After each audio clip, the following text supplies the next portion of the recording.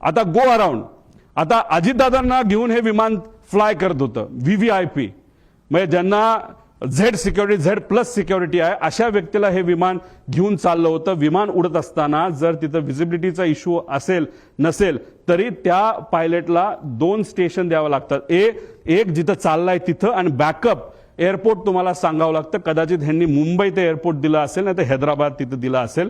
आता तिथं go around करत असताना एकदा ट्राय केला, दुसऱ्यांदा कदाचित त्यांना ते दिसलं नसावं, त्यांनी सांगितलं हो दिसलं, पण दिसलं नसावं, तर तिसऱ्यांदा राऊंड घ्यायला पाहिजे होता, पण ह्यांनी तो घेतला नाही. दुर्दैवाने सेकंड अटेम्प्टलाच त्यांनी तो प्रयत्न केला. जी घटना घडली ती घडली. आणि दुसरं कसं असतं, ह्यांना पुढे कुठे जायचं होतं, अजित काकांना घेऊन हे कुठं जाणार होते, बारामतीला जाणार होते, आणि बारामतीवरनं हे कुठं जाणार होते, शमशाबाद ते पटना, तिथं कोणतरी व्यक्तीला तिथं घेऊन जाणार. म्हणजे ह्यांना घाई होती, नाही बाबा जायचंच आहे, नाही तर 10 लाख रुपये आपलं जे भाडं आहे ते त्याच्यामध्ये बुडू शकतं. आपण पुण्याला गेलो तर हे भाडं आपण बारामतीला पोहोचू शकलो नाही, तेही पैसे आपल्याला मिळणार नाही, म्हणून कुठंतरी या कंपनीकडनं या पायलटवर प्रेशर होतं असंही आपल्याला त्या ठिकाणी बोलता येईल.